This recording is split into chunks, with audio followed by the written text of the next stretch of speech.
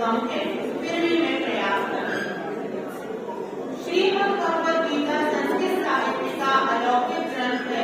अलौकिक इसलिए कहा गया है, देवीय है, ये किसी कवि या विद्वान ने नहीं लिखा है, ये साक्षात भगवान श्री कृष्ण की वाणी है और भगवान श्री कृष्ण और अर्जुन के बीच में हुआ दैवीय संवाद है।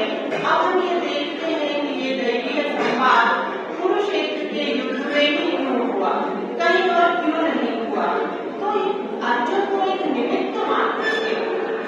अब वास्तविकता ये है कि ये ज्ञान हम इंसानों को भगवान श्री कृष्ण ने अर्जुन के माध्यम से दिया है, क्योंकि जो संसार है ये युद्ध क्षेत्र है।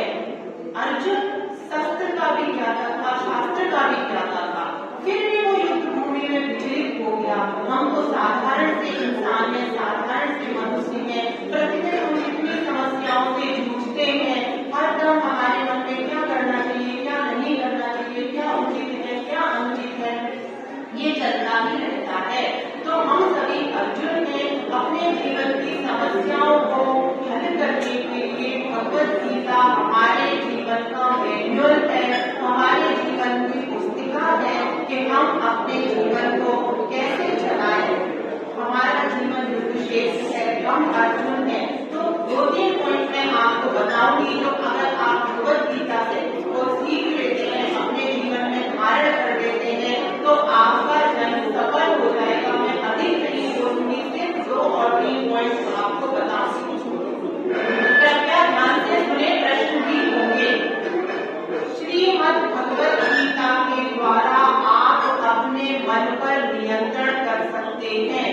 मन बहुत शक्तिशाली चीज है और जो बहुत शक्तिशाली चीज होती है उसके दोनों परिणाम बहुत ही बड़े होते हैं। अगर वो अच्छा परिणाम हो रहा है तो भी वो बहुत बड़ा होगा और बुरा हो रहा है तो भी वो बहुत बुरा होगा। तो ये जो हमारा मन है इसे हम भगवद गीता के द्वारा नियंत्रित कर सकते हैं और उसका सबसे उपाय ये है कि हम जो भी कर्म करें वो आसक्ति रहित होकर करें। क्योंकि जब हम किसी चीज को देखते हैं, किसी इंसान को देखते हैं, तो उसको देखकर हमें आसक्ति होती है। आसक्ति के बाद इच्छा उत्पन्न होती है, इच्छा के बाद उस चीज को पाने की तड़पड़ाहट हमारे मन में होने लग जाती है और जब वो चीज हमको नहीं मिलती है तो हमारा मन व्यथित हो जाता है, भ्रमित हो जाता है और जैसे ही स्मृति भ्रम उत्पन्न होता है हम अपनी बुद्धि पर से अपना नियंत्रण खो देते हैं पूरी तरह। फिर हम सामने वाले को क्या बोल रहे हैं हमको नहीं पता होता, हम अपना पूरा प्रयास करते हैं क्रोध में आकर उस व्यक्ति को हम हर्ट कर दें और अगर हमें भी लगता है हम उस व्यक्ति को हर्ट नहीं कर पाएंगे तो हम क्या करते हैं, स्वयं को हर्ट कर देते हैं। इस तरह की घटनाएं समाज में आत्महत्या के माध्यम से हमें देखने को मिल रही है, जो दिन प्रतिदिन बढ़ती ही जा रही है, क्योंकि हमने अपने मन पर नियंत्रण खो दिया है।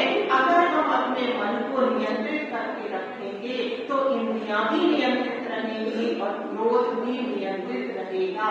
भगवान कृष्ण ने श्रीमद् भगवद गीता में क्रोध के क्या क्या परिणाम होते हैं उसको बहुत अच्छे से समझाया है। जैसे हम कोई भी कार्य करते हैं तो अगर हम उसके परिणाम के विषय में पहले ही सोच लें और वो कार्य गलत है तो हम कभी नहीं करेंगे।